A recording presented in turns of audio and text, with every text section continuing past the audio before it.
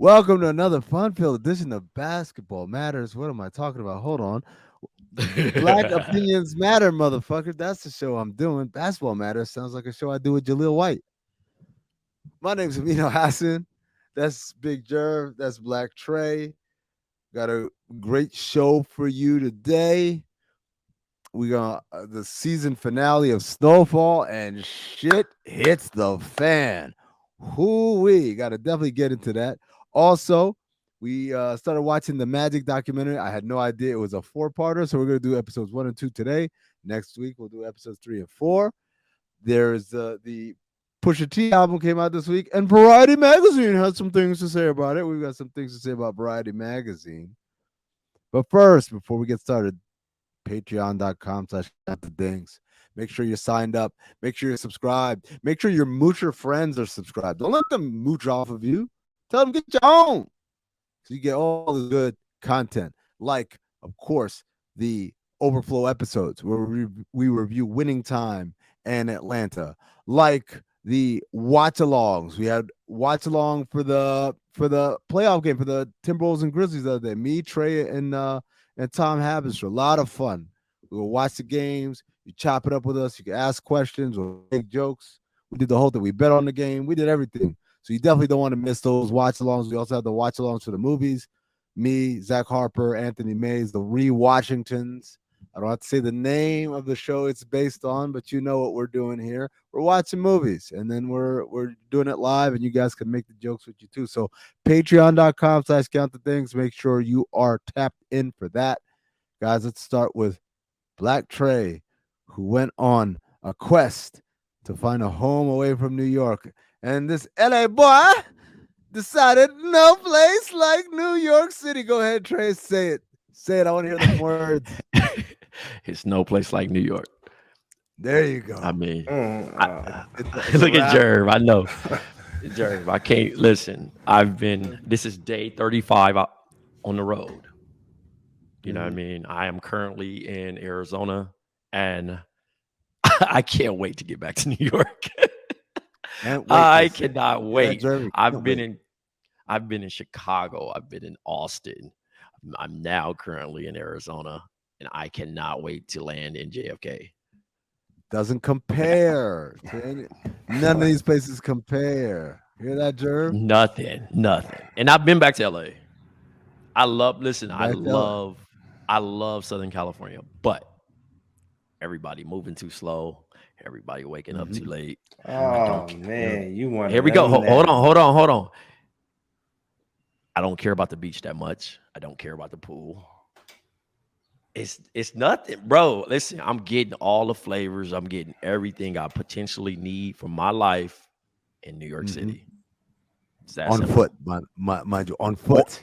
On foot too, by the way. Yes, I do not mind paying the fee to get on the train. See that, Jerv? It's a real city disgusting. Right there. That's fucking disgusting. I hate to let you down. Jerv, what does Philly have? Well, like, sell me on Philly. Sell me on, like, yo, you should sell Trey on Philly. Hey, you should try Philly. Maybe Trey should move to Philly. Go ahead and sell it. Okay, I mean, by all means, you like trying different types of restaurants and stuff like that. We have all kinds of shits here. We have amazing restaurants, and the way that Philly's doing right now, all these new little popping areas are popping up. So it's like different culture type things are coming to different things. So it's basically everything you can get in New York to a degree. I'm not going to say it's not all the stuff, to a degree that you can expect a city to be able to give you that another city has, but you can't. There's nothing like the original place. Like if you want a taco, you go get tacos from wherever your spot is in LA. And in New York, if you like hustle and bustle, but if you just wanted a little less, we cool. We got everything you need, bro. Like, you know what I'm saying? New York's, I mean, it's just too much. Like, why? Listen, for all of our listeners, if you want to sell me on your city, tweet us. Tell me how great your city is, and I'll come visit and potentially. Give specifics. By the way, we got art stuff too. Like, hold up, Trey. I apologize, bro. I just had to remember you are a gentleman that likes the finer things in life. We have all the arts and culture that you could possibly imagine. You can go see the history of this country as it was told to us right here in the city of Philadelphia. You can choose to believe it if you want, but as it was told to us, it is all right here, bro. It doesn't get more culture than that, and the sports teams are popping. What? Sports teams are popping. What sports teams? Compared to New York, we're popping. Wow, that's a good point. No, That's a good point. That's a good point. I like that. I like that case. You got me there. Thank you. I mean, I would never change up any fandom. You'd be like, that's not the case. That's not the case in my life right now. You can move to Austin, become a University of Texas fan. Just be burnt orange everything. Hook 'em horns. Trey and Matthew McConaughey just chilling. Vince Young and shit. Yo, so all right, well, stay tuned again. Give us your suggestions to Trey about what he should try or why your city is worthy of Trey's attention. But I'm gonna tell you something that's not worthy of attention. It's this Variety magazine recap, emphasis on cap, for the Pusha T album. This shit might be one of the funniest things I've ever seen in my life. And it is like one of the greatest examples of the whites just being next level tone deaf. Like just knowing, first of all, knowing who you have to be your critics that review things, right? But then on top of that, knowing like, do they even know what they're talking about? Pusha T, this is the name of the article, Variety magazine. Pusha T's It's Almost Dry, again, makes the case that things go better with coke. Album review. A tiredly single-minded focus on cocaine and its trappings handicaps a sometimes musically worthwhile collaboration with producers Kanye West and Pharrell Williams. And the article goes on to say that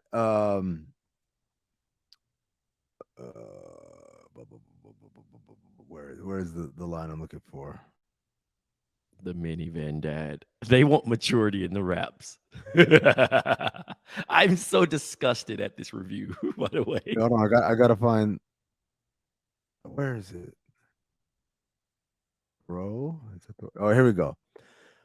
While sonically much more cohesive. Oh, here we go. Now 44, the former Clips rapper had been dropping albums for over 20 years, but the content rarely wavers and typically centers around drug dealing and cocaine. And It's Almost Dry is no break from form. While sonically much more cohesive than its chaotic predecessor, Pusha fails to push himself into new territories, making the entire album feel safe rather than an attempt at growth.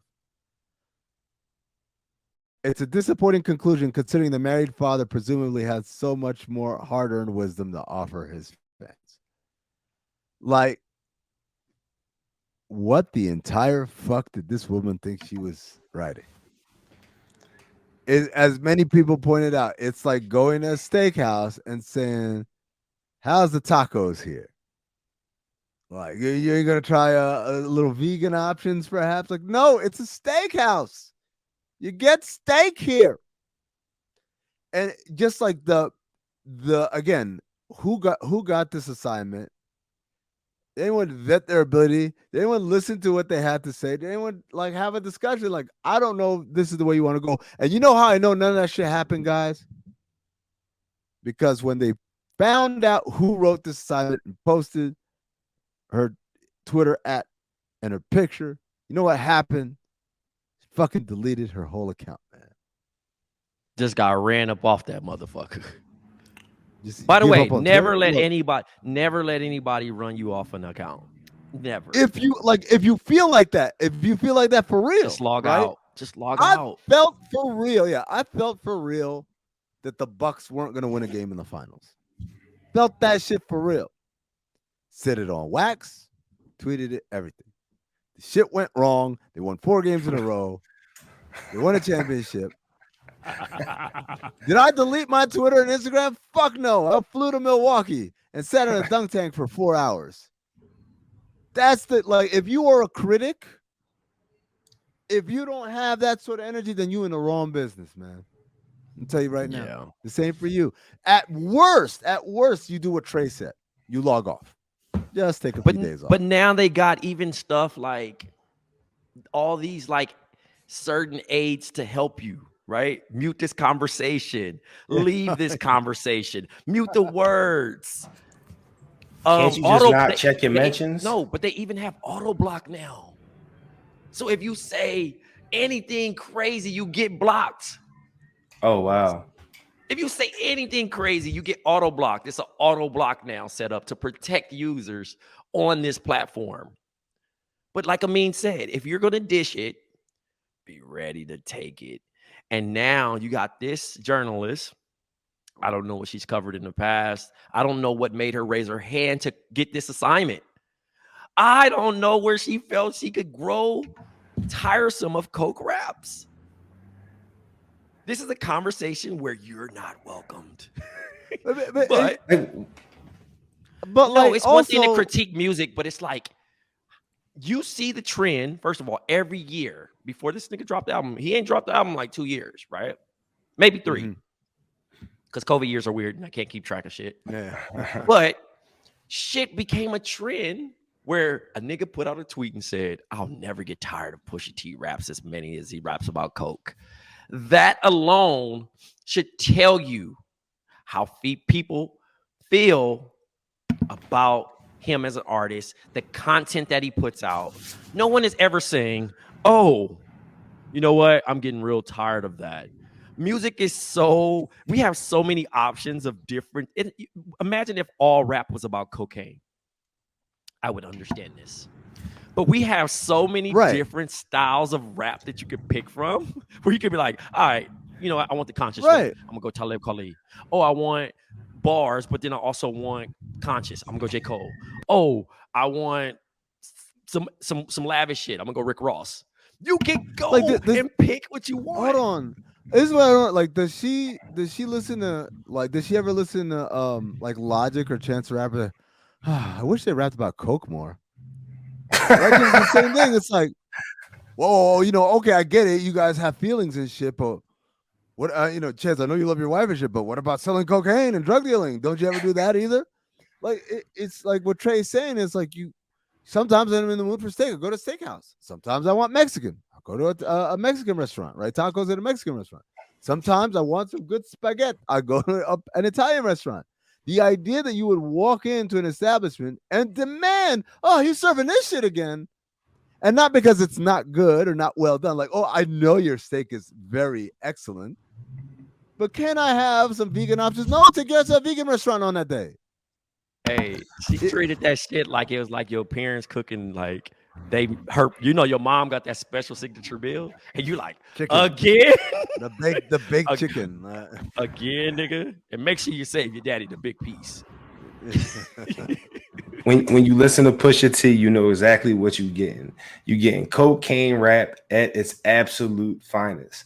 And I do not want to hear this man talk about anything else. In fact, my first review, my first review, I hit Trey and was like, yo, it's kind of weird to me because it had a little bit of different sound. And I was a little nervous, right? Like I was like, hold on, is he about to do the maturization of a flow? Like, no, I don't want that. I want to hear about how you have snow fights. I want to hear how they have to weigh it with a scale. I want to hear how Poppy now has to call you. Like, I want to hear all that. I want to hear all the embellishments. I do not want to hear about how, oh, you had to go to a parent-teacher conference at 5 and you got to make that. Like, I want to hear that from you. Go ahead. No, you know, Jerv, you know what it made me think about? It made me think about how Hove put out Black Album and it's like, oh, this is great. And like, this is it. He's retiring. And then he's like, I'm not retired. I'm coming back. And he comes back with Kingdom Come. And that shit was trash. And then he came out with Blueprint 3.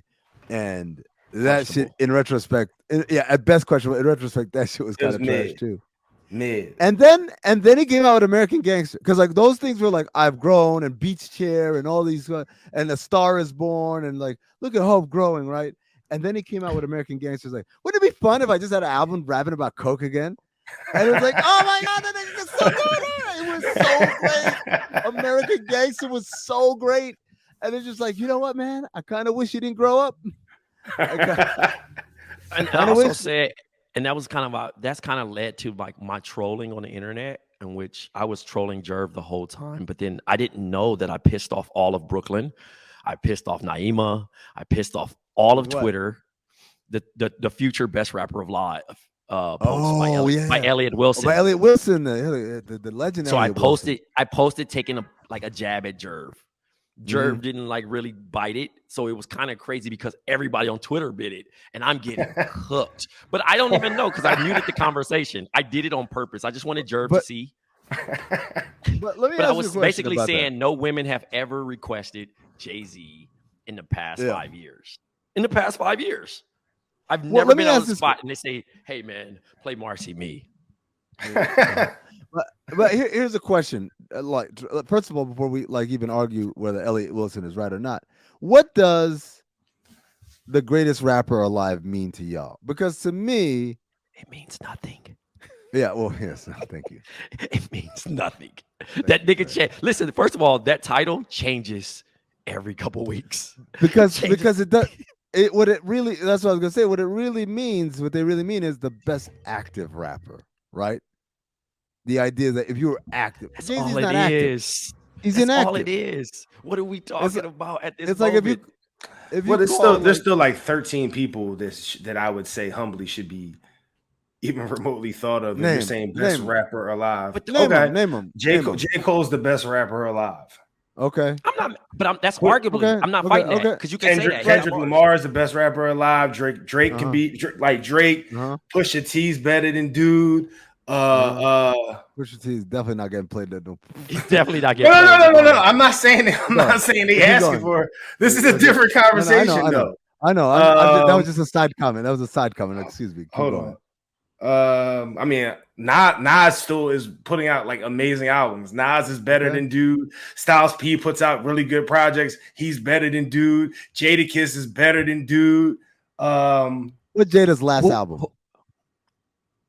I don't know. Dog, all right,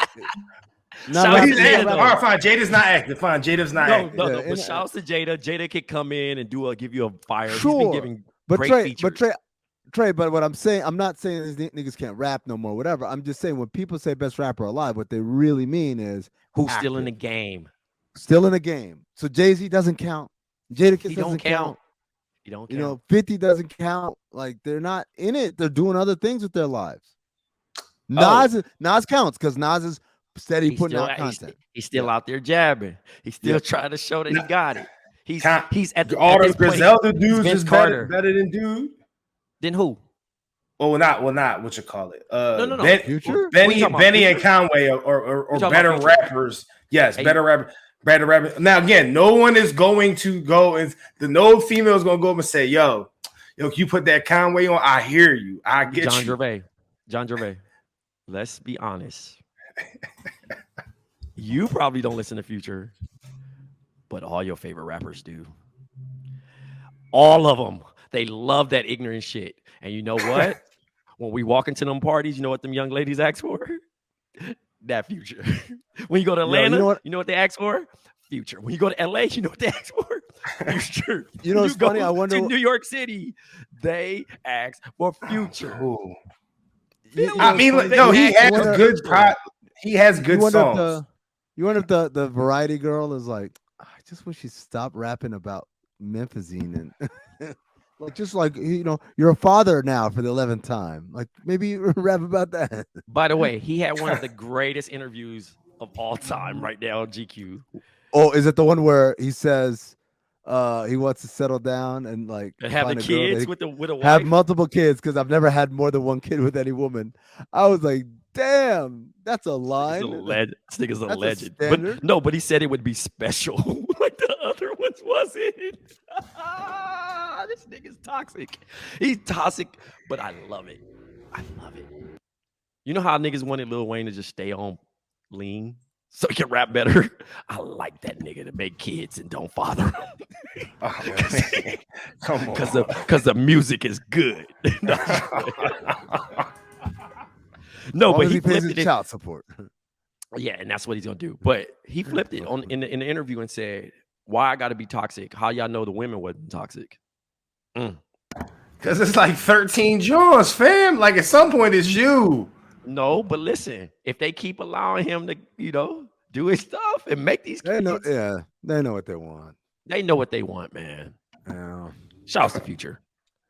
It's the same shit when we were talking when there was a conversation about Sierra and Russell Wilson and the guys were trying to tell my man that like, yo, she grew out of that and wanted something more stable or whatever. Like, and that's absolutely the truth. It's like, yo, at that one point in her life, absolutely she wanted to be with a nigga like Future, not like with Russell Wilson. Absolutely. And then like you grow past that. You want other things, different things. And she moved on. But like the reality is, it's not like she thought she was getting Russell Wilson when she went out with Future. Right? Like he's as advertised. How toxic can you be when you're as advertised? And never hit it. Right. Never hit it. Like y'all got it. That's what it is. Let my boy flourish.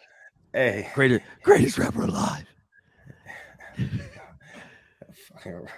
La di da di da. Like yo, I don't want to hear like yo. All he make you do is do drugs. Like yo, he just tells you to go do all these drugs. Hey, but the beats are fire. But the beats is fire. Melodic, even melodic with it. Listen, I like the toxic crooning. I like the crooning. Toxic crooning is definitely toxic crooning is that nigga's genre for sure. Like if him and J. Cole did a song together, it would be the most played song of the summer. Oh man! Now, but let me tell you something. The craziest date of the off-season tour was definitely the one in Miami because he brought out Drake first, and then he brought out Future, and everyone went nuts, man. And Trey's right, man. Like your favorite rapper absolutely loves it, regardless. Loves it. Yeah. Kendrick loves Future. Yep. J. Cole loves Future. Because they don't have first of all, he's not even trying to compete with niggas. He don't care. Yeah. He doesn't care. He's just in the same way, go bring it back the analogy. In the same way, the steakhouse is not competing with the Mexican restaurant. It's just different shit, man. And gotta love it. There's nothing that says that we have to want just one type of thing at all times. All we ask is that you be good at it. Whatever it is. Coke rap, just be good at it. Toxic shit, be good at it. So he's like the GOAT toxic nigga. Yeah. Oh, the goat of the goatish. Absolutely. Nigga. That nigga's a toxic crusader, nigga. That's why him and The Weeknd are always a match made in heaven, man. Like just fits. Really quick, I do wanna quickly address this one. This was in the chat. I feel like we didn't even go in on it on the chat hard enough. But this random girl, just tweets out, "Piss kink." That's it. Just 2 words.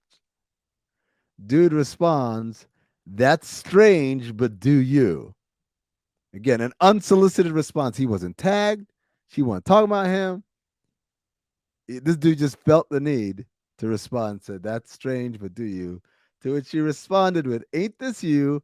Screenshot of him sliding into her DMs with a picture of him with his phone number attached, by the way, and a white gooey substance all over his face.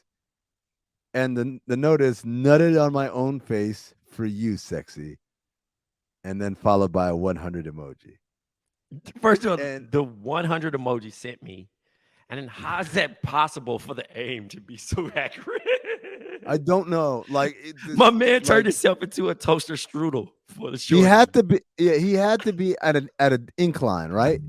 Like the incline press where your feet are higher and your back is lower. Like that's the only way I could think of this, right? Bro. But it's just was it why? going up and just going? No.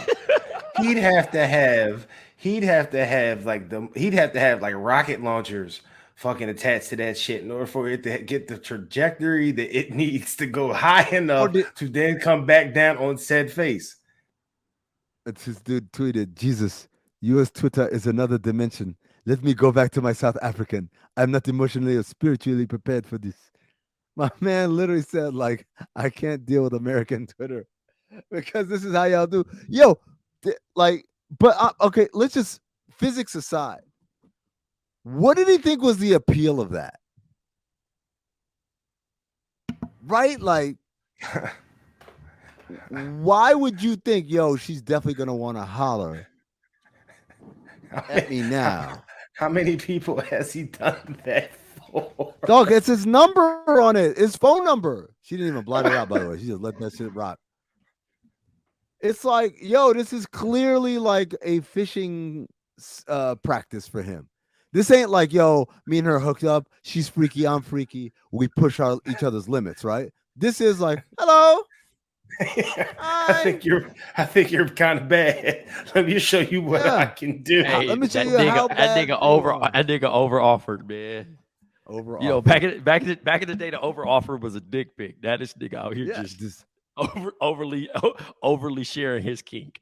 Is this? I mean, that nigga's really walking around looking like motherfucking a toaster strudel, bro. I can. Yo, here's the thing. Even if it was just lotion. Right? Even if it really wasn't his own nut or nut in general, God forbid it's someone else's nut. That's even crazier. What is the thought process here? Back in my day, Biggie once rhymed, "You look so good, I suck on your daddy's dick." And instantly niggas were like, whoa, but also we understood, yo, Biggie's a funny guy. It's a funny guy, man. The guy cracks jokes that are inappropriate, right? Is that what this guy was doing? Like, was he trying to be funny? But his phone number's on it. No, like that was no. It's just kinky niggas out here, bro. And he just happens to be beyond kink. Like if you looked in the kinky dictionary and you needed an image to describe kink, that nigga would be in there. Let me ask this question, guys, and I'm not trying to be like offensive or anything, but this is a serious question. If you had no choice, you had to pick one or two things. Either every time you nut, you're going to nut on your face a little bit, or every time you have sex with a girl, she going to pee on you. Which would you choose? You can't say neither. I'm gonna say pee because pee is squirt. I mean, I think I'll take the squirt. Squirt is pee for 1,000, Alex. I feel like that one's pretty easy, man. So like the idea that like he could have a kink that's that fucking advanced and out there, but somehow look at pee and like, ew, that's weird. Huh? Like enough to say it out loud because you know I saw that shit. I was like, oh, that's kind of gross. But I don't need to be letting people know that I think it's gross, right? I could just move on with my life. Like, whoa, all right. Especially someone you try to holler at. Unsuccessfully, I hope, by the way. Is that working to pose Jerv's question again? Does that work? Oh, God. Nigga got real tears coming out of his eyes. that nigga gave us hell of an options, though, nigga. That's crazy. I'm cool.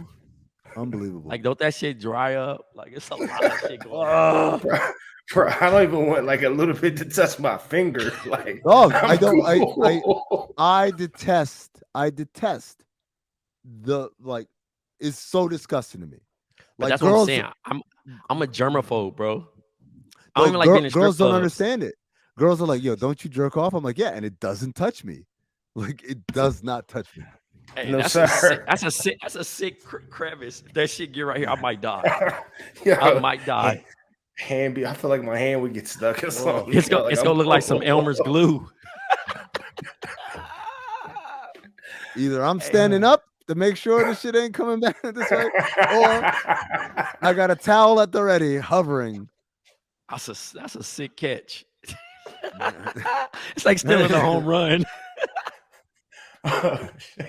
You know, sometimes the catcher got to like Hey, a wild Jerv. pitch. That shit make the door call. Nigga sick, man. That nigga said I had a towel to catch it, bro.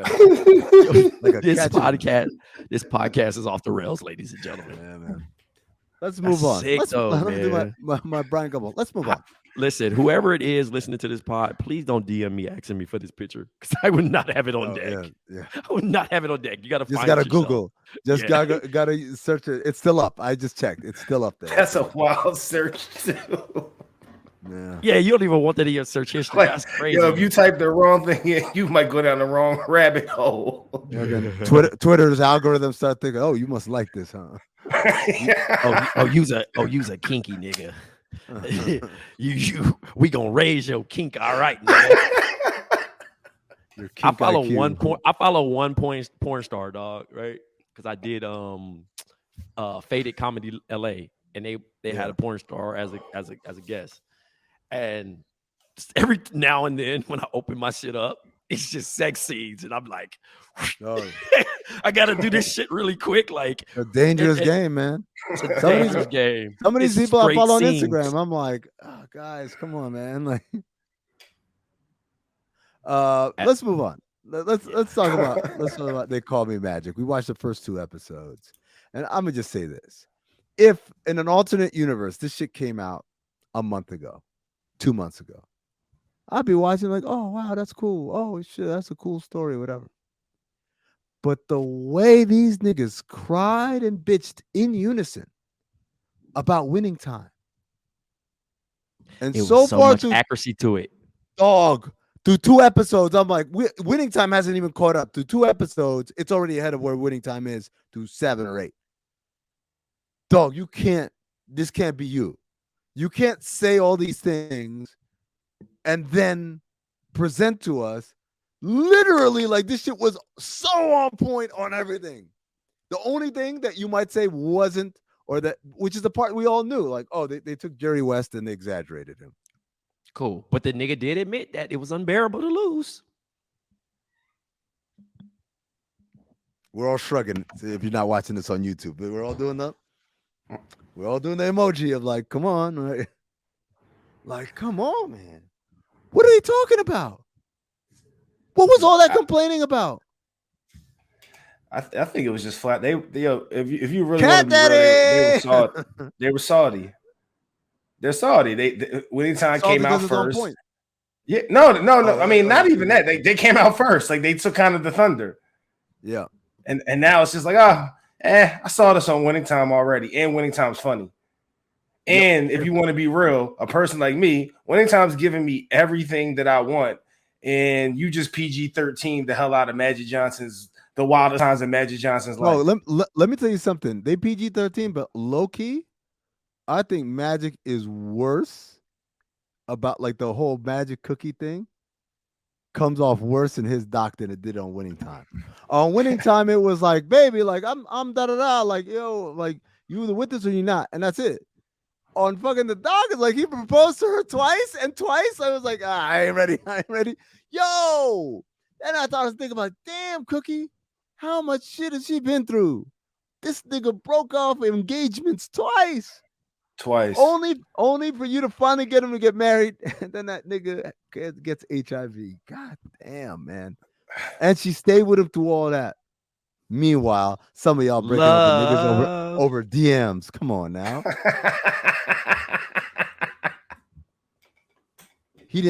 He liked a picture on Instagram. Like, really?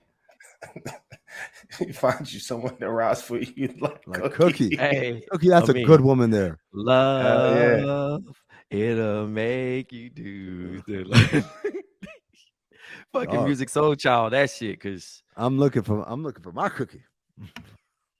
Yeah, that ride or die, literally. Hey, no, what they say on Rough Riders: ride or die, nigga. Doom, doom, doom, doom. Yo, he's a sick nigga though, because that nigga was making her go to the dorm and stay there. Dog.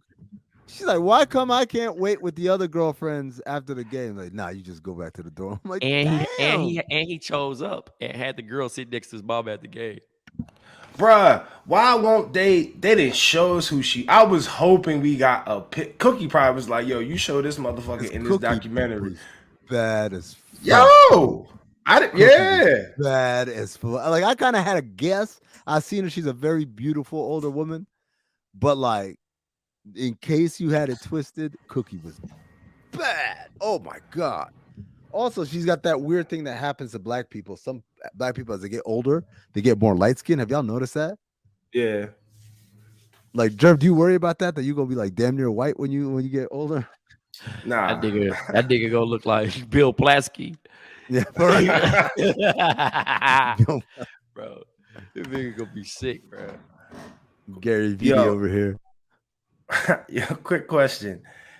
Am I the only one that watched this thing and said, what the fuck is Snoop doing here? Like, I get why he's there, but it's like, why is he here? It was like, remember when Justin Timberlake was in fucking Last Dance? It's the same shit. We need an over the hill music artist too to show everybody that we're cool. And Snoop over there. You know why I got this motherfucking trophy with the Lakers over the top? Because we own that motherfucker. You know, the Magic Man. You know, that nigga just be talking like, bro, Snoop high as shit. Why they bring him up in that motherfucker? No, it's just to say they had Snoop in it. Just like Obama, like I knew this in my heart without any confirmation, but like it was nice to get the confirmation. Like Obama, you know, I'm a Chicago guy. I'm like, okay. And then a little bit later, I was Sixers. Sixers are my favorite team. Out of Dr. J. I'm like, you bandwagon ass nigga. I know you're from Hawaii, man. You from Hawaii and Kansas and Kenya. There's no chance that he was like a Bulls fan pre-Michael Jordan, right? Like I was like, zero. This nigga was rooting for Reggie Theus and goddamn Norman Van Leer or Stormin' Norman Van Leer. Hell no, man. Could you imagine if Magic would have went to Chicago instead? Dog. Man, like the whole everything. First of all, don't get Michael Jordan to fucking no. Absolutely. Chicago. Absolutely. He's not a Bull. Absolutely. He goes to Portland then. Yeah, or something. But here's the other crazy thing. How about this? The Eastern Conference is Magic, Bird, and Isaiah, and Dominique, all in the same conference at the same time. Bro, that's crazy. And Dr. J. And the Bucks, who are a great team too. Y'all knew that him and Zeke fell out over the fight. Like they fell out over the fight. I mean, I thought it was like a little blow, but I didn't realize like it was a complete fallout for them. I thought it was the Dream Team shit because he felt. That's what I thought. Yeah, me too. Yeah. But apparently, I guess it started in '88, which makes sense. It's like you just a little less cool, right? But again, like, man, one of the other things I don't like about this documentary is that it jumps around a lot, and it doesn't seem to jump around with like a tempo or a pace. It's just like it's almost like these niggas be forgetting shit. Like, oh shit, forgot to mention his dad played basketball, gave it up for. Bruh, I thought I was hating on the fucking documentary. They were talking about him and Isaiah Thomas's relationship, and then all of a sudden, out of nowhere, we're now talking about his dad growing. No, we were talking about something completely different. It was like the racial tension and all this, and I'm like, all right, is this how we're going to? Does this in my mind? I'm like, all right, does this impact him and Isaiah's relationship? Yeah, it's exactly what it means. Said it was like, oh shit, we forgot to do this, so let's back this up and then start it all over again. It's like it's one of two things. Either you do things in order, which you could have started with, because they did take a time like beyond the busing thing in episode 2. In episode 1, they have like this 2 or 3 minutes where they're talking about like the racial tensions in America or whatever. I'm like, why didn't y'all just start with all that shit? Like lay down the groundwork and saying this is the environment that Magic Johnson grew up with, right? Okay, that's one way to do it. Another way to do it is by exploring themes. Like this theme, and then it's like from the 60s and 70s all the way up to like, but they're not doing that either. It's just literally like bouncing back and forth, and it just doesn't feel very organized, I'll say. But I mean, I don't want the listener to think we're shitting on it. I would say definitely watch it, but it's like the combination, I guess, for me about how disorganized it felt, plus these niggas are bitching so hard about winning time, and it's like all you did is just to let me know that winning time was like 99% accuracy or damn near close. Like they're like winning time. Keep doing y'all thing. Yeah, man. By the way, they starting to pick it up too. The guy that worked on it, he lives like in New York or whatever. They're gonna start picking it up where we're gonna start seeing 2 seasons in Right. 1 year. Because They got so much content. This next episode, Jerv, last week on the Overflow, you said, "Oh, I think they get to the finals." No, this next episode is them playing Philly in the regular season, which is when the Dr. J dunk happened. That wasn't in the finals. That was a regular season game, like in January. So we're just there. We're midway through the season, bro. We're midway through season. I thought we're. You mean mid through the Lakers through his the Lakers okay, season? Okay, yeah, we're midway through the Lakers through his rookie year. We're not at the finals yet.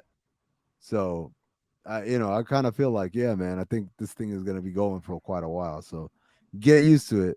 This is Jerry West wanting a retraction and apology. Nigga, this ain't a newspaper. What are you talking about a retraction? What are they going to do? They're going to pull the episode? Too late. We already seen it. Nobody cares, bro. Not a soul cares. Hey, you know what's crazy? I always laugh at Michael Cooper when he gets some screen time. Because even when he cusses, it's awkward.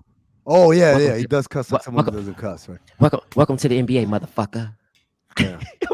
he cusses like Karl Anthony Towns. Oh, come on. Unbearable voice. Yo, I thought Winning Time was exaggerating. I was like, oh, there's no way Coop was like that. And then I heard him talk. I was like, oh, okay. Like, damn, they did a good job of recapping Coop. They knocked it out the park with almost everybody.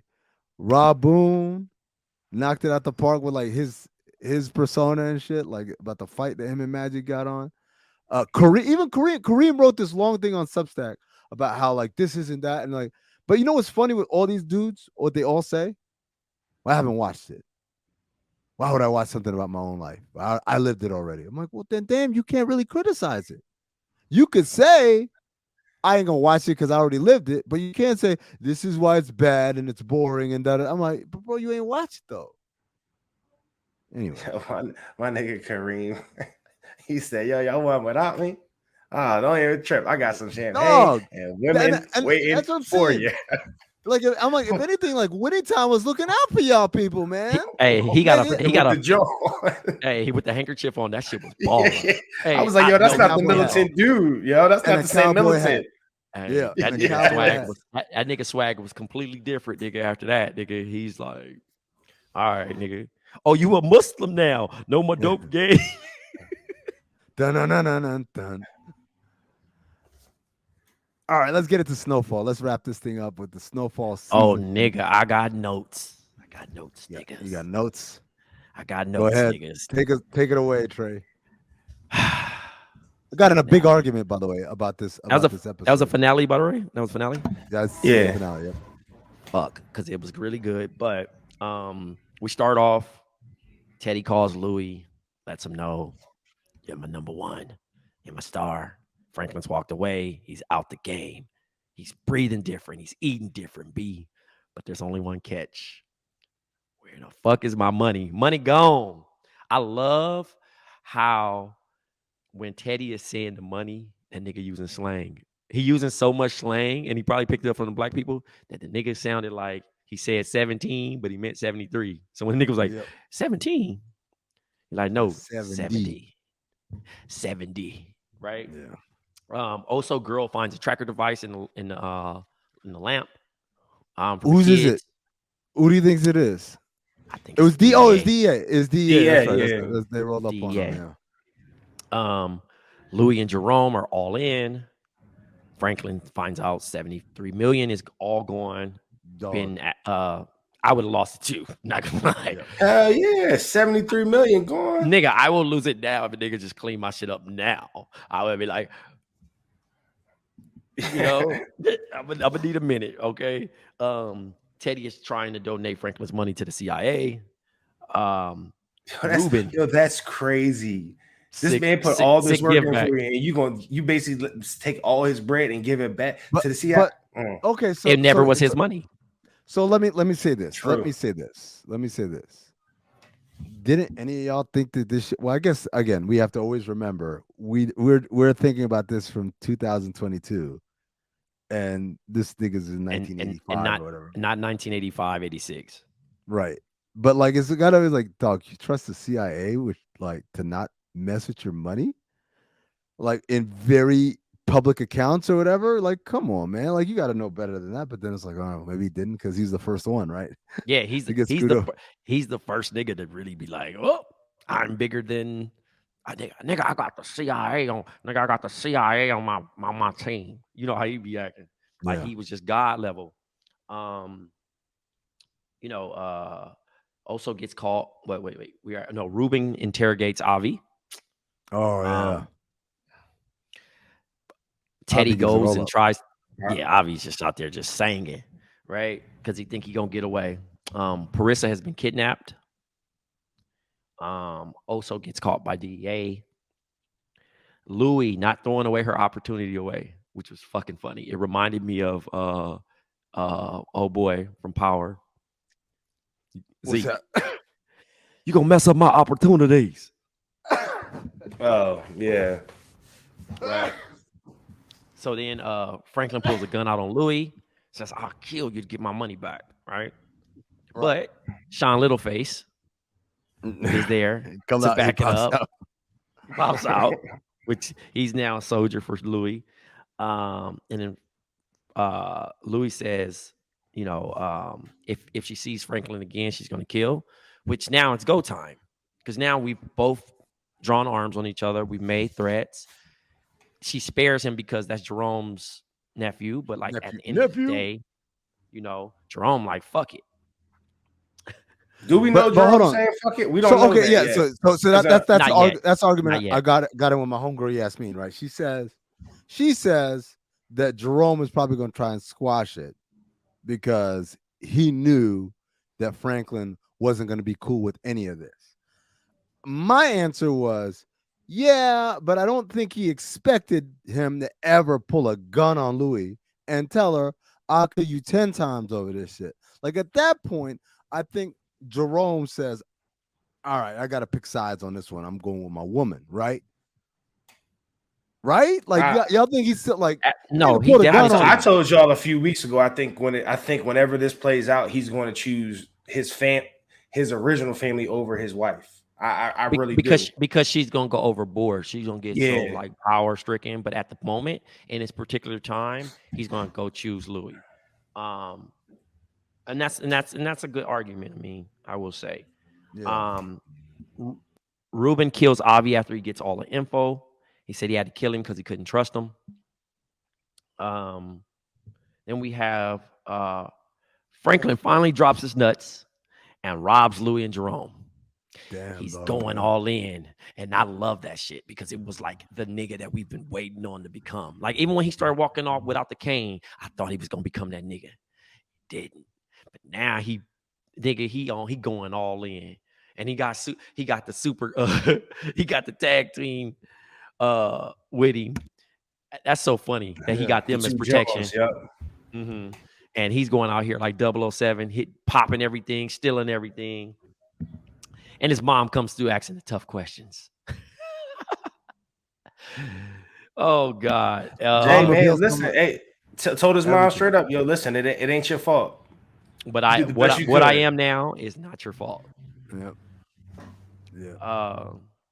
Then he also says with his mom, now that she like tips off that she's with the KGB and she's made some great contacts, that we gonna have to burn this whole motherfucker to the ground, mama. Yeah. So I have some questions for you guys. Right. Where the fuck is Peaches? What's the leverage? Oh, by the way, on you didn't mention the other thing was about Kane. Oh, sorry. Going to Kane's hospital. So he goes to Kane and he lets him know that Louis did it. And that nigga eyes was like, oh man. Yeah, he was locked in. He's like, okay, I bet. So that nigga gonna be a threat. He's gonna be an ally, kind of similar to Power, where the nigga Tommy went to the Serbs. But this nigga go be in a wheelchair, just causing hell, just causing all these plays. But I'm interested to see. I was shocked that Leon didn't die or something crazy like that. But like he's given the now rights to the other nigga who's just reckless now. This nigga firing guns in the projects. You think Leon? I want to Leon ask. out You of think there. Leon gonna leave? You think? Dog. I feel like the way he had him looking, Leon's gonna be like, I can't leave this. These are my people. I gotta get them right. I think he gonna get off. I think he gonna get off on the plane. Because Leon looked around when the nigga said, "So if you leave, I'm in charge, right?" He love that shit. Man, And that nigga, and you see how the like shit is starting to like burn down, and like he sees the demise of it, right? Which is funny because in a weird way, Leon's right. Mm-hmm. Leon's right. Or this is when it flips. They're changing the laws and all that shit. Like, this is the time to get out. He's right. He's absolutely right. But like, as he says that, like, he also sees like, yeah, this shit gonna be fucked if I don't stick around. Mm-hmm. Nah, that's real. So I guess Peaches has just disappeared. He's never gonna come back. Yeah, we're not gonna see Peaches again. They could at least come back. No, Peaches is gonna come back next season, be weighing like 10 pounds or whatever. Yeah, he got the hit, man. But also be Franklin still loyalist to the end. Parissa is leverage. Like, what is the KGB gonna do? Because does Teddy say fuck that bitch, or is he like, it's Teddy, it's Teddy. She gonna find out like that he really don't love her or don't like her, and then to the gang. And Jerome and Louis think someone else robbed them. I don't think they've logged in that Franklin. No, they're gonna know. They have to know. No, I think they know. That's why Franklin's mom, because Jerome had to said something to her to make her believe, or you think she was just asking on her own? She was just asking on her. No, she was like, "Do you know something that happened?" Right. But then you know what I mean? Because he's now like, I got robbed, so he probably called her in a panic. But like not thinking like my own nephew would do that, because I'm sure they haven't had Franklin and Louis and Jerome haven't had that conversation yet. That nigga done probably pulled out on her and all that shit. Pause. We're not pause, but I thought he was gonna ride out on Louis. I didn't really think he was about to ride. I didn't think he was about to rob her. I thought he was about to like kill her. So I mean, he doesn't want her dead. He wants his money, bro. Yeah, I mean, he doesn't want to. That was the original play, but she's basically told that man, if I see you again, like you're dead. So I mean, kind of got to weigh your options there, right? It's a small town. I mean, robbing her is probably easier at this point than it is if you try to kill her later. Yeah, and he don't want that blood on his hands. He wants Kane to do it. Well, not only that, but he also knew that like this argument just happened between me and her. So the whole thing is he approached the stash house, and them niggas weren't like really on guard. He's just like, "Hey guys, what's going on?" And then shot him. Like, it was the element of surprise. If he waited maybe even like a day, the word be out, yo, this nigga's not cool anymore. Yeah, they definitely would have had antennas like, "Hey nigga, da da da," and nobody's seen him either. So like he was able to do his stuff. You know what I'm saying? So he can still play the dumb route until she has a conversation with, Jerome. Yeah, man. So it's a great. I thought it ended strong. Like, it definitely had some powerific moments in the middle of the season, but they definitely ended strong.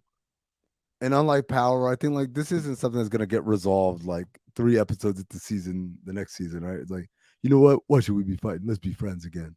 Like, I think this is definitely a shift in the relationship. I was gonna say something else about Snowfall. What was it? About them changing the, what was it? The changing of the director or whatever it was. Was that it? Oh no, I didn't even notice that. Yeah, was that you, Trey, that posted that? The main man's not. Yeah, he's stepping down. He worked closely with John Singleton before he passed, and then he wrote the latter episodes, and now they're going to tap in with Freeway Rick Ross. So it could be interesting last season. So again, we ask this question every year. Let's ask it one more time. Is Franklin going to die, or is he going to go to prison? I think he gets away with it all. I think he dies, bro. I think with them bringing in Freeway and them probably trying to make it full circle and have it be somewhat, or he be in prison for a long time for the rest of his life, and then he gets out as an old man. Yeah, like Freeway, right? Because that's how his ends. I think so. I think it'll be similar to that. I like how he said that's how his ends. I think, nigga, he's not dead and he's not in jail. So yeah, that's how Freeway's life ended. That's how Freeway's story ended. He got out of jail. You know. But it also would make sense if he did that because Freeway, since coming out, has been like a positive guy, like talking to the youth and shit like that. And Franklin definitely has a demeanor of like someone who would, like he served it, and then they can also yeah. make him a little older, or he get out he life because he's still young. That nigga 24 years old. So do the American Gangster joint with Frank Lucas. He goes to jail, and then they do like the fast forward 25 years, and he gets out, and it's all today's music playing. He's like, "What the fuck are they listening to?" That shit must be such a trip, man. Like if you think about a nigga got locked up in 2002 and coming out now, 20 years, right? Or 25 years, like since niggas got 97. Uber, niggas got all type of shit. Instagram, Facebook. Nigga gonna be niggas that come home from jail be so like blown from Instagram. They be blown from Instagram. They active on Facebook, but they be so blown. Cause they just look at it in a situation of like, nigga, what? Y'all niggas is criminals posting this shit on online? Niggas be so blown. Cause I be looking at my dad, old friends. Them niggas come home. Nigga, I remember when you was the nigga 52 on Facebook going hard. Still. But you see the old picture, the nigga buff. Like now they like a little older, slim down. They out here doing the calisthenics and shit. Still. Niggas is grandads. Nigga with. By the way, I want to plug my cousin's albums. Go ahead. My cousin JD from the Lynch Mob. If you guys remember the Lynch Mob from back in the day with Ice Cube, he's home from prison. So all about the LENCS. Y'all know the rest. Stood up like a real one. Came home last year. Just released the album on 420. Please support that. It is called. Hold on one second. It is called JD's Revenge Volume 1 on all streaming platforms. And then my cousin, who y'all met in Chicago during the Chicago live show, Marquel Jordan, he dropped a jazz album called All We Have Are Moments. There you have it. That's going to do it for us here at Black Opinions Matter, motherfucker. Again, patreon.com/count the dings. You don't want to miss those overflow episodes that come out the day after this comes out. We're doing Winning Time. We're doing Atlanta. A lot of compare and contrast now that we've seen the beginning of this Magic Johnson docu-series. For Black Trey, for Big Jerv, I'm Amin Hassan. Oh, be on the lookout for another playoff watch along. That might be coming too. Again, strictly for the Patreons. Stay black, motherfucker.